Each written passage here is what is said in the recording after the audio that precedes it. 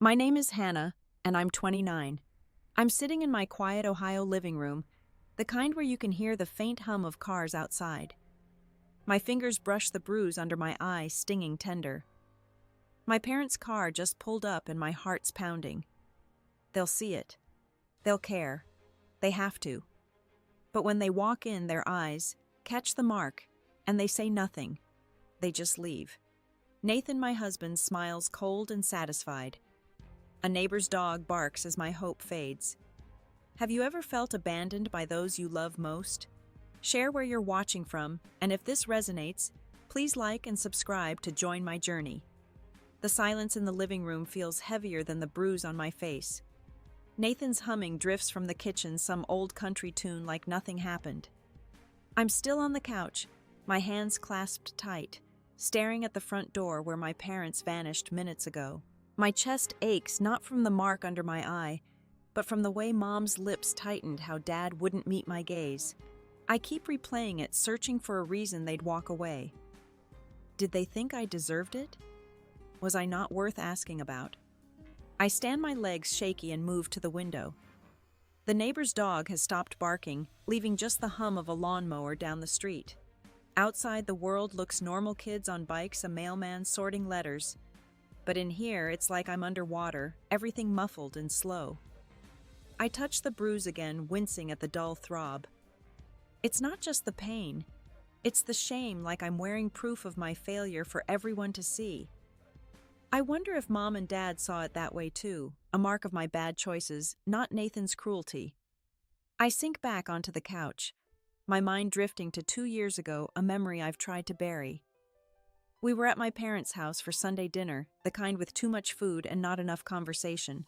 Nathan had been charming all day, joking with Dad about football, complimenting Mom's roast.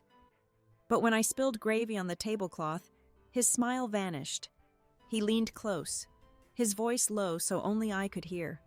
"Can't you do anything right, Hannah?" His words stung more than they should have, but I laughed it off, wiping the stain with my napkin. Mom saw her eyes flicking to Nathan, then away. She started talking about her garden like nothing was wrong. Dad just carved another slice of meat, his knife scraping the platter. I wanted to scream to ask why they didn't notice, but I stayed quiet, telling myself I was overreacting. Now sitting here, that memory feels like a warning I ignored. I pull my knees to my chest, the couch creaking under me. Nathan's humming stops, and I hear him open the fridge, the clink of a beer bottle. My stomach twists. He's acting like it's just another day, like my parents' visit was a minor inconvenience. I wonder what he said to them before they came, if he warned them not to ask questions. The thought makes my throat tighten, like I'm choking on the truth I've been too scared to face. I get up again, needing to move to do something. My eyes land on a side table, its drawer slightly ajar. I don't know why I open it. Maybe I'm looking for a distraction, something to ground me. Inside, there's a pack of gum, a pen, and then tucked beneath a pile of receipts, a small photo. My breath catches. It's me and Clara, my sister, when we were kids. We're at the county fair, maybe 10 and 12, our faces smeared with cotton candy, grinning like nothing could ever break us. Clara's arm is around me, her braid swinging over her shoulder. I trace her smile with my thumb, and a sharp pain blooms in my chest. Clara warned me about Nathan back when we were still engaged.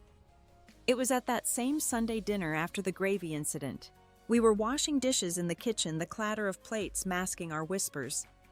She grabbed my wrist, her eyes fierce. "He's not who you think, Hannah. He's controlling you and you don't even see it." I yanked my hand away, snapping that she was jealous that she didn't know him. She stared at me, hurt flashing across her face, then turned back to the sink. That was the last time we really talked. A month later, she moved to Chicago, and I let her go, too stubborn to admit she might be right. The photo trembles in my hand. I want to call her to hear her voice, but what would I say? Sorry I chose him over you. Sorry I'm falling apart now. I set the photo down, my fingers lingering on its worn edges. Nathan's footsteps thud closer, and I shove the drawer shut, my heart racing. He leans in the doorway. Beer in hand, his eyes scanning me like he's checking for weakness. "You okay, babe?" he asks, his tone too casual, like he's testing me. I nod my throat too tight to speak and force a small smile. He grins satisfied and heads back to the kitchen, leaving me alone with the weight of Clara's absence and my parents' silence pressing down harder than ever. I'm still standing by the side table, my heart thudding as Nathan's footsteps fade back to the kitchen. The photo of Clara is hidden again, but her face lingers in my mind, a reminder of the sister I pushed away. I feel like I'm unraveling each thread of my life, pulling loose. My parents' silence, Clara's absence, Nathan's casual cruelty. They're all knotting together, tightening around me. I need airspace, anything to shake this suffocating weight. I grab my jacket from the hook by the door, my movements quick, almost reckless. Nathan doesn't notice. He's rummaging in the pantry now, muttering about needing snacks. I slip out the screen door, creaking softly behind me. The late afternoon air is cool, smelling of cut grass and distant barbecue.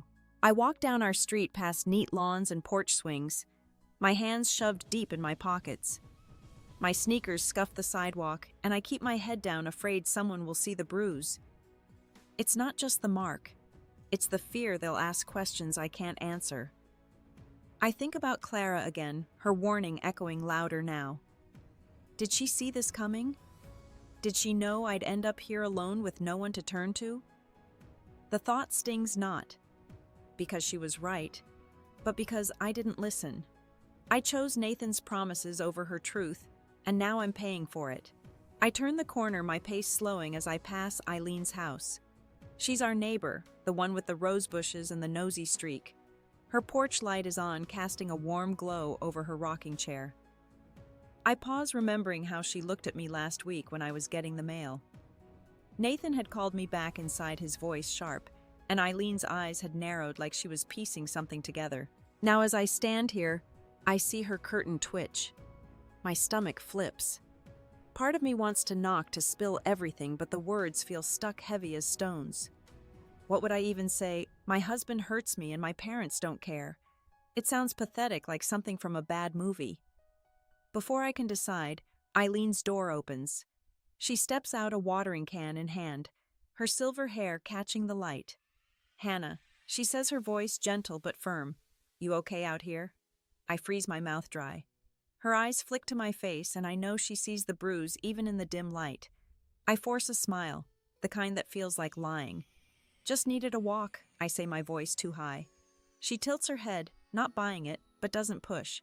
"Well, you know where I am if you need me," she says, her words lingering like an offer I'm too scared to take. I nod, mumble a thanks, and keep walking, my cheeks burning. I end up at the park at the end of our street, a small place with a rusty slide and a few benches. I sit on one, the wood cold through my jeans.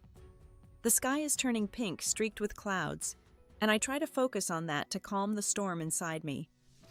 But my mind goes back to Clara, to the fight that broke us. It wasn't just the dinner. It was weeks later at Mom's birthday party. Clara had pulled me aside, her voice low, urgent. "He's isolating you, Hannah. I barely see you anymore." I got defensive, told her she was overreacting, that Nathan just loved me too much. She snapped, said I was blind, and stormed out. Mom overheard, blamed Clara for causing a scene, and I didn't correct her. I let Clara take the fall, and she left for Chicago soon after. I haven't heard her voice since. My phone buzzes in my pocket, snapping me back. It's a text from Nathan. "Where are you?" My hands shake as I type, "Just at the park, coming back." I hit send, hating how obedient I sound. I stand brushing off my jeans and start the walk home. The park feels emptier now, the swing set creaking in the breeze. As I pass Eileen's house again, her porch is dark, but I feel her watching like a lifeline I'm not brave enough to grab. Nathan's waiting when I get home, leaning against the counter, his eyes sharp. "Don't wander off like that," he says, his tone clipped. I nod, my heart sinking, knowing this is only the beginning of something worse. The kitchen light feels too bright as I slip back inside, Nathan's words still ringing in my ears. "Don't wander off like that." He's back at the counter, cracking open another beer, his shoulders tense. I keep my eyes down, sliding my jacket onto the hook, but my skin prickles under his gaze. The bruise under my eye throbs a quiet reminder of what he's capable of. I mumble something about being tired and head toward the hallway, hoping to escape to the bedroom. But his voice stops me cold. "You think you can just walk away from me, Hannah?" It's not loud, but it's sharp, like a blade slicing through the air. I freeze my hand on the wall, my heart hammering. I turn slowly, forcing myself to meet his eyes. They're narrow, glinting with something I can't name, anger maybe, or something darker. "I just needed air," I say, my voice barely above a whisper. He steps closer, the beer bottle dangling from his fingers, and I flinch before I can stop myself. "Air," he repeats, mocking, his lips curling. "You're so clumsy, aren't you? Always tripping, always making a mess." His eyes flick to the bruise and my stomach churns. He's rewriting it like it's my fault, like I'm the one who put it there. I want to scream to tell him he's lying, but my throat feels locked. Instead, I nod, hating myself for it, and slip past him to the bedroom.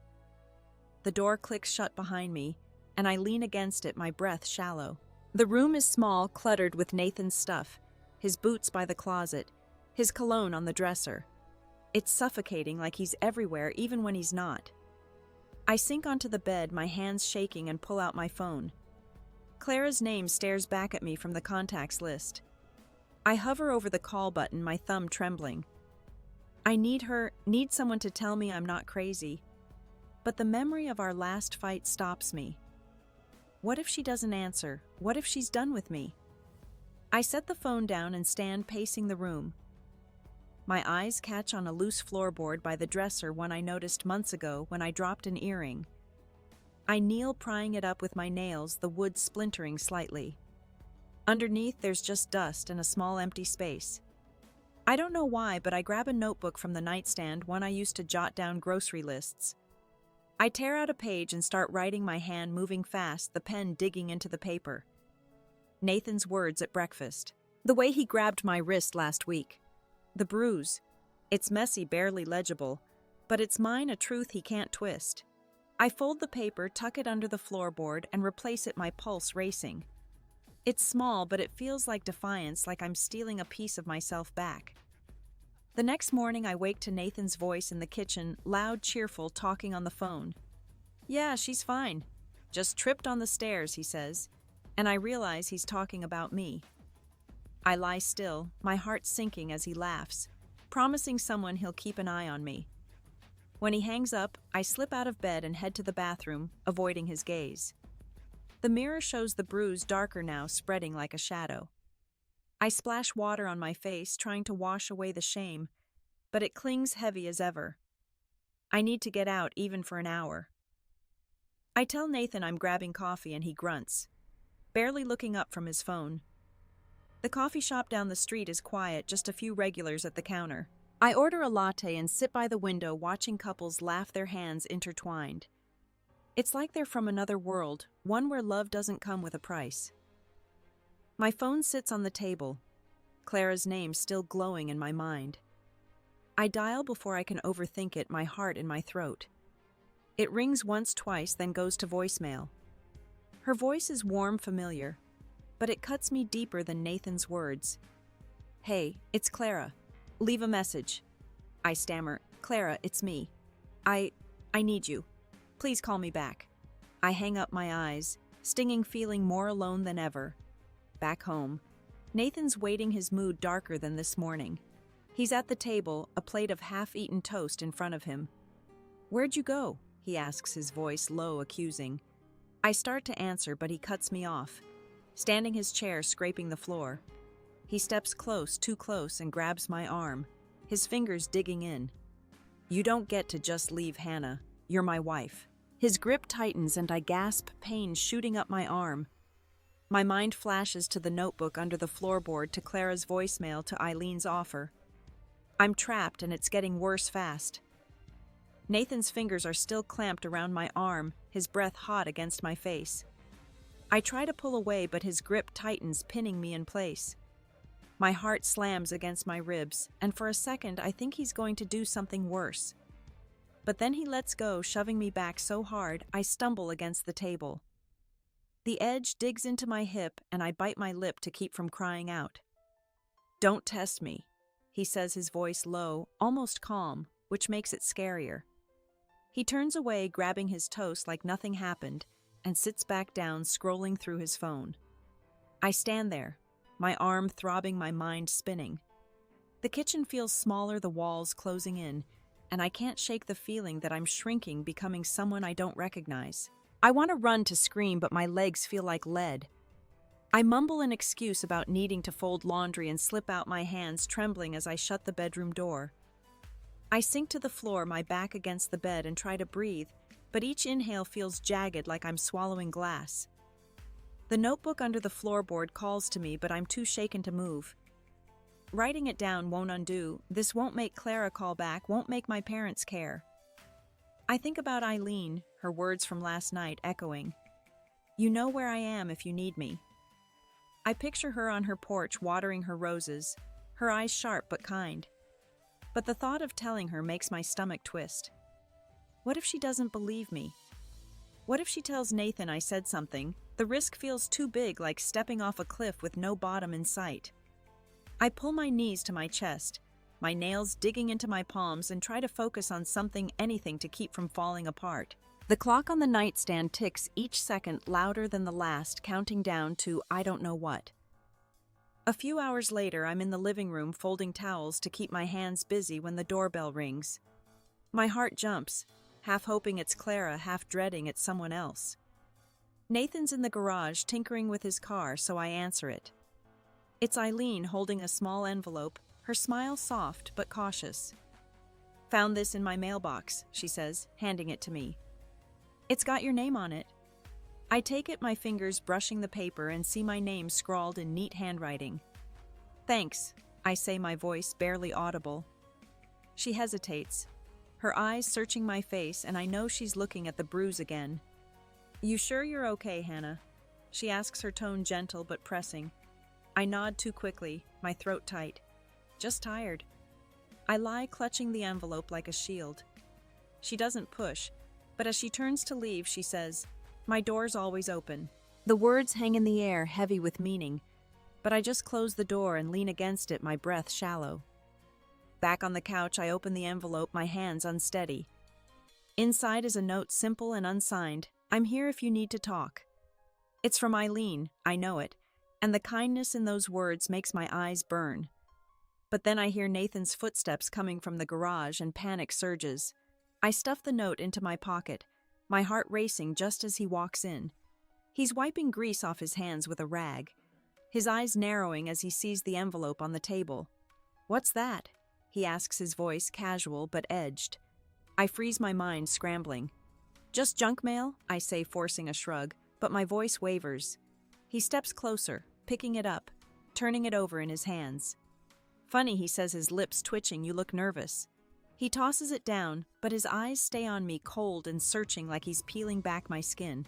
"You wouldn't be hiding anything, would you, Hannah?" My mouth goes dry, the note burning a hole in my pocket. I shake my head, but my silence feels like a confession. He steps even closer, his shadow falling over me, and I can smell the oil on his hands. "Because I'd hate to think you're talking behind my back," he says, his voice soft but laced with venom. My pulse pounds in my ears, and I can't look away from his eyes, the way they pin me like a bug on a board. The note, Eileen's concern, Clara's unanswered call, they're all screaming in my head, but I'm trapped. My voice gone, my strength slipping away. He leans in, his breath, brushing my cheek, and whispers, "You're mine, Hannah. Don't forget that." Then he straightens, smirking, and walks away, leaving me frozen, the weight of his words crushing me. Nathan's words hang in the air, heavy as smoke, as he walks away, his boots thudding against the hardwood. "You're mine, Hannah." I'm still on the couch, the folded towels forgotten, my hands clenched so tight my nails bite into my palms. The note from Eileen is a crumpled weight in my pocket, and my mind is a storm, her kindness. Clara's silence, Nathan's threat, all colliding. The living room feels like a cage, the walls too close, the air too thick. I stand, my legs unsteady, and move to the kitchen, needing water, needing something to steady me. The sink drips a slow, maddening rhythm, and I grip the counter, trying to breathe. It's late now, the sky outside, black, the neighborhood quiet, except for the occasional car passing. Nathan's in the living room, the TV blaring some sports game, his laughter sharp and grating. I'm rinsing a glass when a sharp knock at the door cuts through the noise. My heart lurches and I nearly drop the glass, the water splashing onto my shirt. Nathan calls out, "Who the hell's that?" His voice annoyed but not alarmed. I dry my hands, my pulse racing, and start toward the door, but he's already up, brushing past me. "Stay there." He snaps his tone, leaving no room for argument. I hover in the kitchen doorway, my hands twisting the dish towel as Nathan opens the door. The light from the porch spills in and I see her, Clara, my sister, standing there, her face pale but fierce. My breath catches a mix of relief and dread flooding me. She's here. After all this time, she's here. Her hair is pulled back, her jacket rumpled like she drove straight through the night. Nathan's posture shifts, his shoulders squaring, but his voice is smooth, almost amused. "Well, look who's back," he says, leaning against the doorframe. "What do you want?" "Clara." Clara doesn't flinch. Her eyes find me over his shoulder, and when she sees the bruise, her expression cracks. Guilt, anger, pain, all flashing across her face. "I want to talk to my sister," she says, her voice steady but tight, like she's holding back a storm. Nathan laughs a low, mocking sound and steps closer to her. "She's fine. Just clumsy, you know. No need for a family reunion." His words drip with condescension, and I feel a flush of shame, like I'm the one being laughed at. I step forward, my voice barely a whisper. "Clara." Her name feels foreign, like I don't deserve to say it. Nathan turns his eyes, narrowing, a warning flashing in them. But Clara pushes past him, her movements quick, determined. She's in the house now, standing between me and Nathan, her presence like a shield. "Hannah," she says, her voice softer but urgent, "I got your message. I'm here." Her words hit me like a wave and my throat tightens, tears prickling my eyes. She's here because of my voicemail, because I finally reached out. Nathan's amusement fades, his jaw tightening. "You don't get to barge in here," he says, his voice low, dangerous. Clara ignores him, pulling a folder from her bag, her hands steady despite the tension in the room.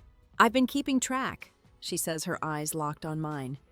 "Texts, voicemails, things you told me before we stopped talking. I knew he was bad news, Hannah, and I should have done more." She opens the folder, revealing printed screenshots, handwritten notes, even a photo of me from last year. My smile forced my eyes hollow. I'm stunned, my mind reeling. She's been watching, waiting all this time. Nathan's face darkens and he steps toward her, his voice rising. "What is this? Some kind of witch hunt?" He reaches for the folder, but I move without thinking, my body blocking his path. My heart's pounding so hard I can barely hear, but I hold my ground, my hands shaking at my sides. "Stop," I say, my voice louder than I expect, cracking but firm. It's the first time I've ever stood up to him, and it feels like I'm teetering on the edge of something huge, something I can't take back. Nathan's words sear into me, his threat hanging like a storm cloud. I'm still standing between him and Clara, my body trembling, the air in the living room thick with tension. Clara's hand is on my arm, steadying me, but her eyes are locked on Nathan, fierce and unyielding. The folder lies open on the coffee table, its pages fanned out, screenshots of his texts, my own words from years ago, all laid bare. My chest tightens like I'm seeing my life dissected, every quiet fear I buried now exposed under the harsh glow of the lamp. Nathan's smirk fades, replaced by something uglier, a snarl twisting his face. He steps closer, ignoring Clara, his focus zeroing in on me. "You think this changes anything?" he says, his voice rising sharp enough to cut. "You're nothing without me, Hannah. Nothing." Each word lands like a slap, and I flinch, my resolve wavering. He gestures at the folder, his laugh bitter, mocking. "What, you and your sister gonna play detective now, pathetic?" He kicks the table, sending a few papers fluttering to the floor, and I jump, my heart in my throat. Clara moves to pick them up, but Nathan grabs her wrist, his fingers tight. "Don't," he snaps. and for a moment I'm frozen terror rooting me to the spot. Clara yanks her arm free, her face flushed with anger, but she doesn't back down. "You don't scare me," she says, her voice low, steady. "I've got more than this, Nathan. I've got witnesses, dates, everything." She pulls out her phone, holding it up like a weapon, and I see a photo flash on the screen. Me last month, my arm bruised, my eyes red. I didn't know she had it, didn't know anyone saw.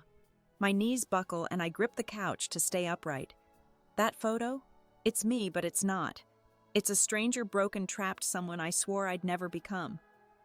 Nathan's eyes dart to the screen, and for a split second he falters, his confidence cracking. But then he turns to me, his voice dropping to a venomous whisper. "You let her do this. You let her spy on us." He steps so close I can feel the heat of his anger, his finger jabbing at my chest. "You're betraying me, Hannah. After everything I've done for you." I open my mouth, but nothing comes out. My mind is screaming, "Betraying you. You did this to me," but my voice is gone, swallowed by years of his control. Clara steps forward, her voice cutting through. "Back off, Nathan. This isn't about you anymore." But he ignores her, his eyes boring into mine, stripping me raw. "You think you can leave me?" he says, his voice rising again, loud enough to rattle the windows. "You think anyone else will want you? Look at you. Weak, useless." He gestures at the bruise at my shaking hands, and I feel my face burn, shame flooding me like a tide. Clara grabs my shoulder, pulling me back, and Nathan's not done. He snatches a page from the folder, a note I wrote to Clara years ago, begging her to understand why I loved him, and holds it up, his eyes glinting with cruel triumph. "This is who you are," he says, waving it in my face. "You chose me. You wanted this." He tears it in half, the rip echoing in the silent room, and I feel something inside me break too. That note was my heart, my hope, and he's shredding it, shredding me in front of Clara, in front of the truth. I'm gasping now, my vision blurring with tears, but Nathan keeps going, his voice a relentless hammer. "Your parents didn't care enough to stay, did they? And Clara? She left you too. You're alone, Hannah, because you're not worth saving." His words are a knife twisting deeper with every syllable, and I feel myself crumbling the weight of his lies. My parents' silence. Clara's distance all crashing down. Clara's shouting now, threatening to call the police. But her voice feels far away, drowned out by the roar in my head. I'm on the floor, my hands over my ears. Nathan's laughter ringing, and all I can think is he's right. I'm nothing, I'm lost, and there's no way out. The car's engine hums as Clara drives, the streetlights blurring past like streaks of hope in the dark. I'm in the passenger seat, my hands clasped tight in my lap, the weight of Nathan's words still crushing me. You're nothing. Useless. My cheek stings where tears have dried, and the bruise under my eye pulses with every heartbeat. Clara's silent, her knuckles white on the steering wheel, but her presence is an anchor pulling me away from the wreckage of our house. The folder of evidence sits in the back seat, its pages a lifeline I didn't know I had until tonight. We pull into a small apartment complex, the kind with cracked sidewalks and flickering porch lights. Clara's place. She cuts the engine, turning to me, her eyes soft but fierce. "You're safe here, Hannah," she says, her voice steady like a promise. I nod, my throat too tight to speak, and follow her inside. The apartment smells of coffee and lavender, a stark contrast to the stale tension of home. She sets the folder on a cluttered kitchen table next to a half-empty mug and a stack of books. "We're going to fix this," she says, pulling out a chair for me. "But you need to decide what's next." I sink into the seat, my body heavy, my mind racing. Decide I've spent years letting Nathan decide everything, where I go, what I say, who I am. The idea of choosing feels foreign, like a language I've forgotten. But Clara's eyes are on me, patient, waiting, and I feel a spark, faint but real, deep in my chest. I reach for the folder, my fingers brushing the paper's texts, where Nathan mocked me, voicemails, where I sounded small, scared. Seeing it all laid out, I feel a mix of shame and anger, but also something new, clarity. This isn't just my story. It's proof. "I want to go to the police," I say, my voice shaky but firm, the words surprising even me. Clara's face lights up a small smile breaking through her worry. Okay, she says, grabbing her phone. We'll go first thing tomorrow. I've got everything we need. She flips through the folder, pointing out key pages. A text where Nathan threatened me, a note from a coworker who saw him yell at me in a parking lot. I'm stunned, realizing she's been building this case for years, even when I pushed her away. The next morning, we're at the police station, a gray building that smells of stale coffee and ink. My stomach churns as we wait in a hard plastic chair, the folder clutched in my lap. Clara's beside me, scrolling through her phone, double-checking details. The officer calls my name and I stand, my legs wobbly. The room is small, with a desk piled high with files and a flickering fluorescent light. I sit across from Officer Daniels, a man with tired eyes and a gentle voice. Tell me what happened, he says, pen poised over a notepad. I hesitate, my mouth dry, the weight of years pressing down. But then I think of Clara outside of the folder of Eileen's note still tucked in my pocket. I start talking, my voice low at first, then stronger.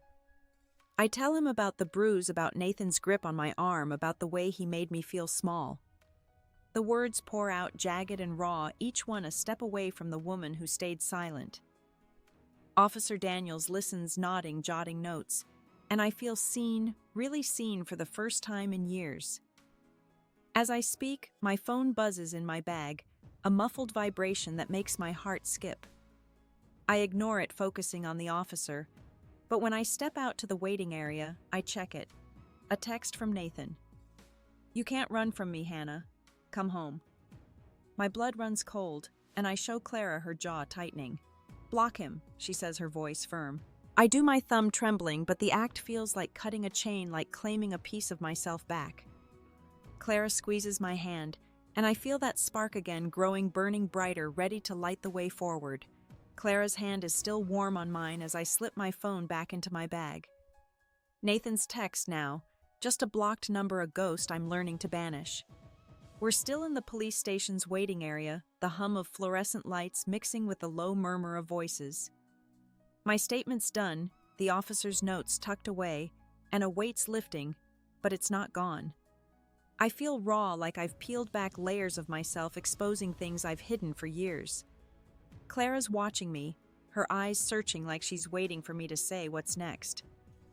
I'm not sure I know, but I'm not the same woman who sat silent on that couch yesterday. We leave the station, the morning air crisp, carrying the faint scent of rain. Clara's car is parked under a sagging oak tree, and as we climb in, she says, "There's a support group tonight. A friend of mine runs it. You should come." Her voice is casual, but there's an edge of hope in it, like she's offering me a rope to climb out of the dark. I hesitate, my fingers twisting the strap of my bag. Talking to a cop was one thing. Sharing with strangers feels like standing naked in a spotlight. But then I think of the folder of Clara's years of quiet vigilance, and I nod. Okay, I say, my voice steadier than I feel. The day passes in a blur at Clara's apartment. I help her cook lunch, chopping carrots with a knife that feels foreign in my hands, like I'm relearning how to hold things without fear. My phone stays silent. No more texts, no calls from my parents, who I know must have heard something by now. Their absence stings, a dull ache beneath the bruise, but I push it down, focusing on the sizzle of onions in the pan. Clara's friend Lila shows up in the afternoon, her laugh loud and warm, her dark hair pulled into a messy bun. She's the one who runs the group, and when she sees me, her eyes soften like she already knows my story. "You're gonna fit right in," she says, handing me a mug of tea, her fingers brushing mine with easy kindness. The support group meets in a community center, a low brick building with scuffed floors and folding chairs arranged in a circle. I sit between Clara and Lila. My hands clasped tight, the room filling with women of all ages, their faces a mix of weariness and strength. Lila starts, her voice clear, inviting us to share if we want. A woman named Joyce speaks first, her voice trembling as she talks about leaving her ex after years of insults. Her story hits me hard, her shame, her fear, her small victories. It's like hearing my own thoughts in someone else's voice, and I feel a tug, a need to speak. When it's my turn, I freeze my mouth dry, the room suddenly too warm. Lila nods, her smile gentle, and I take a breath, my hands unclenching. I'm Hannah. I say, my voice soft but clear. My husband, he hurt me. For a long time, I thought it was my fault. Yesterday, I went to the police. The words spill out, halting at first, then faster like a dam breaking. I talk about the bruise, about my parents' silence, about Clara's folder. The women listen, some nodding, some wiping tears, and I feel their eyes not judging but holding me up. When I finish, Lila reaches over, squeezing my hand, and Joyce smiles, her eyes bright with pride. After the meeting, Lila pulls me aside, her voice low. You did good, Hannah. Keep talking. It's how you take your power back. Her words settle in me, heavy but warm, like a stone smoothed by a river. Clara drives us home, the night quiet, except for the soft patter of rain on the windshield. At her apartment, I sit on the couch, the folder still on the table, its edges worn from handling. I open it, reading my own words from years ago, and feel a shift, like I'm meeting the woman I used to be, forgiving her. I pull out Eileen's note from my pocket, smoothing it flat, and tuck it into the folder, a reminder of the people who saw me when I couldn't see myself. Clara's in the kitchen making tea, her humming soft and familiar. I stand, my bare feet cold on the floor, and walk to the window, looking out at the rain-slicked street. My reflection stares back, the bruise fading, but still there, a map of where I've been. I think of the police report, the group, Lila's words, and feel a quiet strength rising, not loud or fierce, but steady like a pulse. I turn back to the room, my eyes meeting Clara's, and I nod, a small, silent promise to myself I'm not done fighting. The morning sun filters through Clara's kitchen window, casting long shadows across the table where I sit, a mug of coffee gone cold in my hands. It's been 3 days since the police station, since I spoke my truth to Officer Daniels, since I blocked Nathan's number. The folder of evidence is gone now, submitted as part of the report, but its weight lingers in me, a reminder of the line I've crossed. I feel different, like I've shed a skin, but the new one's tender, not yet ready for the world. Clara's at the sink, rinsing plates, her quiet presence a steady hum in the background. My phone buzzes, a voicemail notification, and my stomach tightens. It's from Mom. I hesitate, my thumb hovering, then play it, keeping the volume low. Her voice is clipped, formal, like she's reading a script. Hannah, we heard about the police. This is disappointing. You're airing private matters. Call us. The message ends and I sit there stunned, the words sinking in like stones. Disappointing. Not a word about the bruise, about Nathan, about me. Just their shame, their need to keep things neat. I set the phone down, my hands steady, but my chest hollow, like they've carved out a piece of me I didn't know I still held. Clara glances over, drying her hands on a towel. You okay? She asks, her voice soft but sharp, like she already knows. I nod, but my throat's too tight to explain. She doesn't push, just sits across from me, her eyes searching. They'll come around, she says, but it sounds more like hope than certainty. I don't reply, my mind stuck on Mom's voice on the way. Dad's silence must have backed her up. I thought speaking out would wake them, make them see, but instead they're closing ranks, protecting their version of the truth over mine. Later that day, I'm at the courthouse, a squat building with too many windows and a lobby that smells of floor polish. Clara's with me, her arm brushing mine as we wait for the judge to review my request for a restraining order. The room is quiet, just the rustle of papers and the clerk's typing. When my name's called, I stand, my knees shaky, but my spine straight. The judge, a woman with gray streaks in her hair, reads through the file, her face unreadable. I glance at Clara, her nod small but firm, and I feel a flicker of strength, like a candle refusing to go out. The hearing is quick, clinical. I answer questions about Nathan's behavior, my voice low but clear, each word a brick in a wall I'm building between me and him. The judge grants the order, her gavel a sharp crack that echoes in my chest. I should feel relief, but as we leave, my phone buzzes again. It's a text from an unknown number, Renee, Nathan's sister. You're ruining his life, it reads, and I can almost hear her sneer. My hands shake, but I don't respond. Just show Clara, who curses under her breath.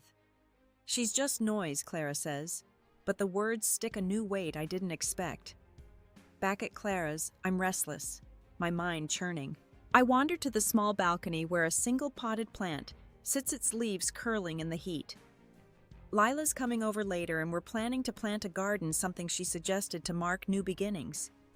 I kneel, touching the soil, its grit grounding me. But then the doorbell rings and my heart skips. Clara answers, and I hear her voice sharpen, then a thud. I rush inside to find a note slipped under the door, Renee's handwriting scrawled across it. "You'll regret this." My blood runs cold, and Clara's already on the phone with the police, her face tight with anger. I stare at the note, my fingers numb, the world pressing in again, and I realize my fight's not over, it's just begun, and it's pulling everyone I love into its shadow. The note from Renee lies on Clara's kitchen table, its edges curling in the humid air like it's trying to shrink from view. The police have come and gone, taking it as evidence, their questions brief but heavy, each one a reminder of how far this has spread. I'm sitting on the couch, my hands folded, staring at the spot where the note was, as if it might reappear and demand answers. Clara's pacing, her phone pressed to her ear, talking to a lawyer friend about next steps. Her voice is steady, but I catch the strain in it, the way her shoulders tense with every word. I've pulled her into this, and the guilt sits like a stone in my stomach. Lila arrives, her knock soft but firm, breaking the silence. She's carrying a tray of seedlings, her plan for our garden, but her smile fades when she sees my face. "You okay?" she asks, setting the tray down, her voice low like she's afraid to stir the air. I nod, but it's a reflex, not truth. She sits beside me, close enough that I can smell her citrus shampoo, and doesn't push, just waits. I want to tell her about Renee, about the note, about the way my parents' voicemail keeps replaying in my head. But the words feel too big, too jagged to fit through my throat. Clara hangs up, joining us, her eyes flicking to the seedling tray. "Let's plant these," she says, her tone forced, like she's trying to pull us back to something normal. We move to the balcony, the evening air cool, carrying the faint hum of crickets. I kneel beside Lila, my hands sinking into the soil, the texture rough but alive. We work in silence, planting basil and marigolds, their roots delicate in my fingers. Lila hums softly, a tune I don't recognize, and for a moment I can almost pretend this is all there is. Just us, the dirt, the promise of growth. But then my phone vibrates in my pocket, a sharp jolt that snaps me back. It's a call from Greg, a friend of Nathan's, someone I haven't spoken to in months. I let it go to voicemail, my hands still in the soil, but the message comes through almost instantly. I step inside, away from Clara and Lila, and play at my breath shallow. Greg's voice is gruff, accusing. "Hannah, you're tearing Nathan apart with this. He's a good guy. You're making a mistake." He pauses, and I hear a faint sigh, like he's disappointed in me. "Fix this before it's too late." The message ends, and I stand there, the phone cold against my palm, Greg's words slicing through the fragile strength I've built. I don't tell Clara or Lila. I can't bear their pity, or worse, their anger on my behalf. Instead, I go back to the balcony, forcing a smile as I plant another seedling. Lila's talking about her own garden, how she named her flowers after dreams she's chasing, but her voice feels distant, like I'm underwater. I think about my parents, about how they must have talked to Greg, how they're choosing Nathan's side, or at least their silence over me. The thought isn't new, but it lands differently now, heavier, like a door closing I didn't know was still open. Later, when Lila's gone and Clara's in the shower, I sit alone in the living room, the seedling tray on the coffee table, a single marigold tilting toward the lamp. I pull out my journal, the one I used to hide under the floorboard, and write my pen, moving slow, deliberate. I describe Renee's note. Greg's call, the way my parents' voicemail felt like a slap. The words are plain, unpolished, but they're mine, a record of this moment when the world seems to be turning against me. I close the journal, my fingers lingering on its cover, and feel a quiet ache, not just for what I've lost, but for the fight I'm still in, whether I'm ready or not. I walk to the balcony, the night sky clear, stars faint but steady. The marigold's still there, its petals soft in the dark, and I touch it, my fingers trembling. Clara's footsteps approach, her shadow falling over me, but I don't turn. I'm not ready to talk, not ready to face her hope or her plans. All I feel is the weight of everyone's judgment. Renee's threats, Greg's accusations, my parents' indifference piling up, pressing me down, and I'm standing here alone with just this tiny plant and a journal full of pain, wondering if I'm strong enough to keep going. The morning light spills into Clara's living room, soft and golden, warming the edges of the couch where I sit, a worn novel open in my lap. It's been a week since Renee's note, since Greg's call, and the world feels quieter now, like it's holding its breath. I started working at a small bookstore downtown yesterday, a job Clara found through a friend. The work is simple shelving, ringing up customers, but it's mine, a rhythm I'm learning to trust. My hands smell of paper and dust, and I like it, this proof I'm building something new. I'm alone for the moment, Clara out running errands.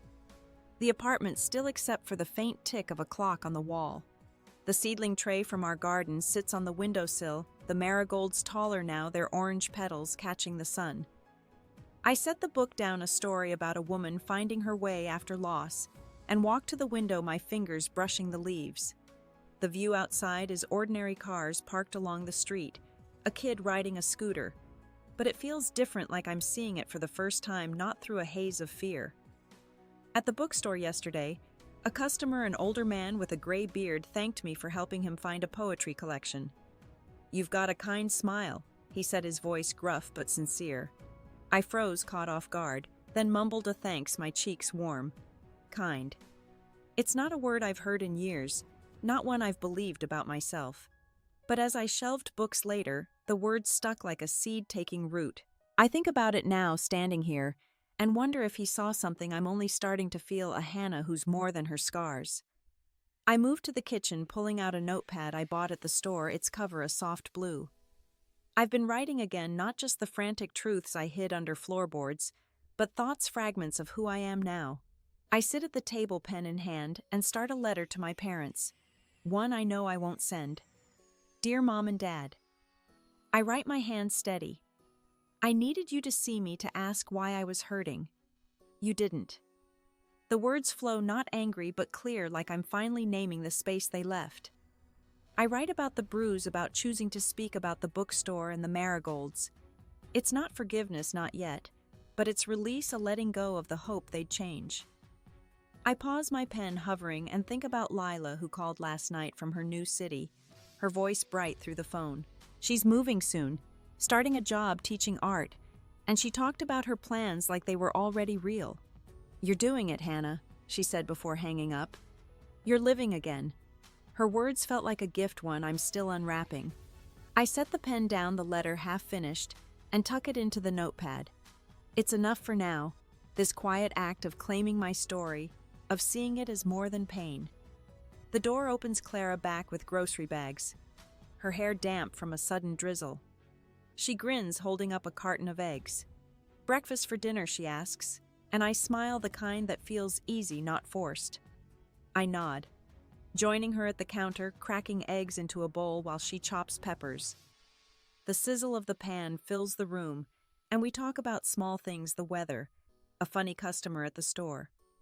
It's ordinary, but it's everything, this moment where I'm not running, not hiding, just here, breathing whole. The eggs are fluffy, the peppers sharp and bright, and Clara's laughter fills the kitchen as she recounts a story about a coworker's bad date. I'm leaning against the counter, a plate balanced in my hand, and for the first time in months I'm eating without a knot in my stomach. The bookstore's rhythm lingers in me, the weight of shelved novels, the quiet pride of helping someone find what they need. It's small, but it's a life I'm starting to recognize as mine. Clara catches my eye, her grin softening, and I know she sees it too, the way I'm here, not just surviving, but present. After dinner, I slip out to the park near Clara's apartment, a short walk through streets lined with old maples. The air is cool, the dusk settling like a soft blanket, and I find a bench by a small pond, its surface rippling under the breeze. The park is empty, just me and the sound of leaves rustling, and I let my mind wander, not to Nathan or my parents, but to the woman I'm becoming. I think about the letter I wrote still tucked in the notepad, and how it felt to name my hurt without needing their apology. It's not closure, not exactly, but it's space room for me to breathe. At the bookstore today, I found a novel tucked behind a stack of mysteries, its cover faded, a handwritten dedication inside. To my daughter, my courage. The words stopped me cold. My fingers tracing the ink, and for a moment, I imagined my mom writing something like that to me. But she didn't, and maybe she never will.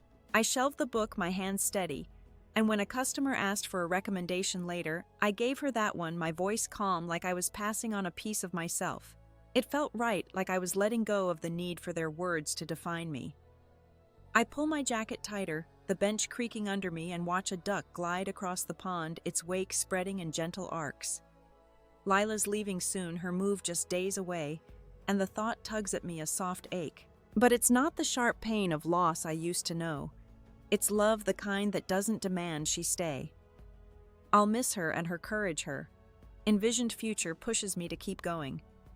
I think about the support group, about Joyce's trembling voice, and how my own story might help someone else the way theirs helped me. Clara texts, checking if I'm okay, and I smile, typing back that I'm at the park just thinking. I don't tell her about the dedication or the duck or the way the air feels like possibility. Some things are mine to hold quiet and whole. I stand brushing off my jeans and walk back, my steps slow, deliberate. The stars are out now, faint but clear, and I pause at Clara's building, looking up. The marigolds on her balcony catch the streetlight, their petals steady, and I feel it, a stillness not perfect but enough. I'm not fixed, not healed, but I'm here, and that's a start. It's been a year since that night, and I'm in my own apartment now, a small place with creaky floors and a window that sticks. The walls are bare except for a single framed photo of Clara and me taken last month at a diner, our smiles wide over plates of pancakes. I'm 30, and the bruise is long gone, but its memory lives in me not as pain, but as a marker, a line between who I was and who I'm becoming.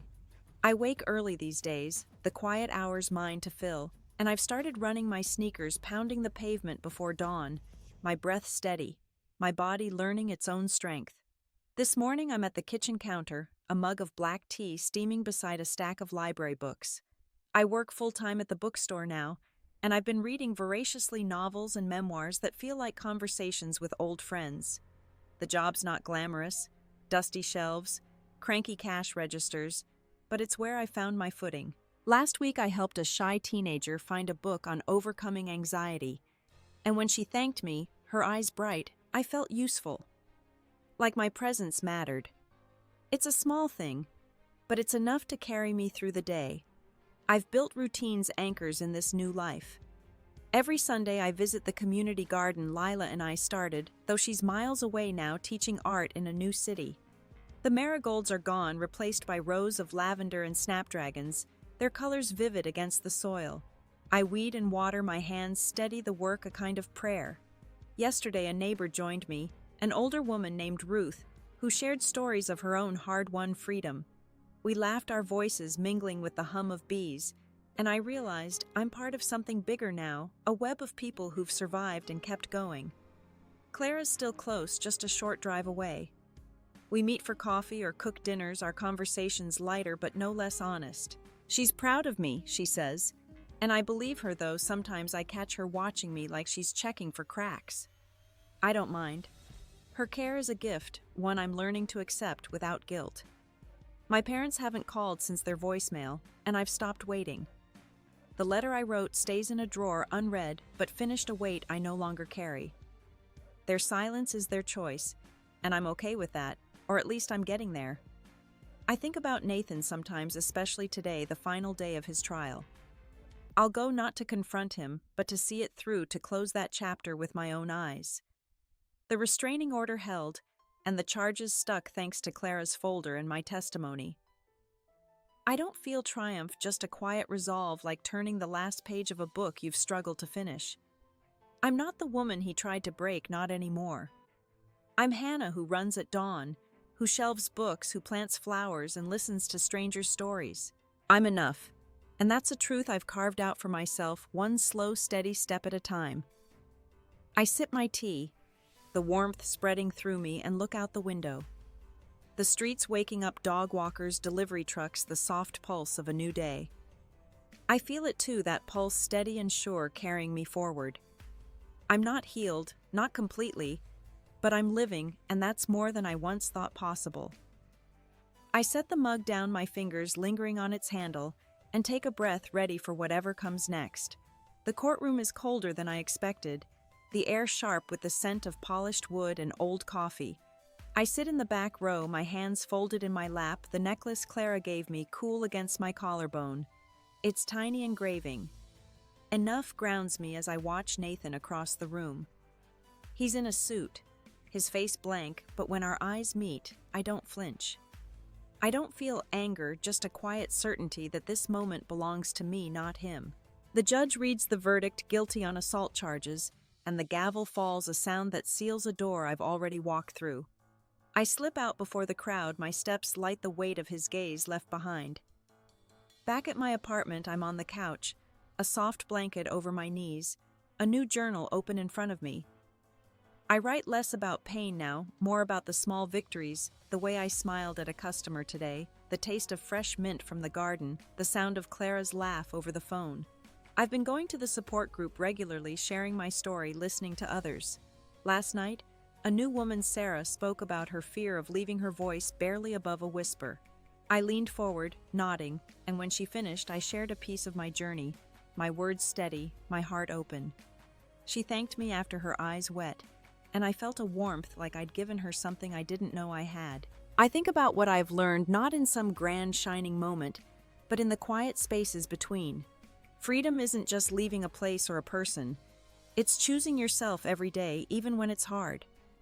It's forgiving the girl I was, the one who stayed too long, who thought love meant shrinking. It's seeing my parents' silence not as my failure, but as their limit, one I don't have to carry. I've learned to hold space for others. Clara, Lila. Sarah, because their strength mirrors mine, reminds me I'm not alone. And I've learned that healing isn't a finish line. It's a path, uneven and slow, but mine to walk. I close the journal, my fingers tracing the word enough on my necklace. The apartment is quiet, just the hum of the fridge and the distant bark of a dog. I stand stretching and walk to the window, the night sky deep and clear. I'm not whole, not yet, but I'm here building a life from the ground up, one choice, one breath at a time. I think about Sarah, about the women at the group, about anyone out there feeling small, and I hope they know they're enough too. What's a moment when you chose yourself, when you found strength you didn't know you had? Share it below. I'd love to hear your story, to know we're walking this path together. If this story touched you, please like and subscribe to join me in these moments of healing. Share it with someone who might need it, who might find hope in these words. Thank you for listening, for being here. Here's to finding our way, one step at a time.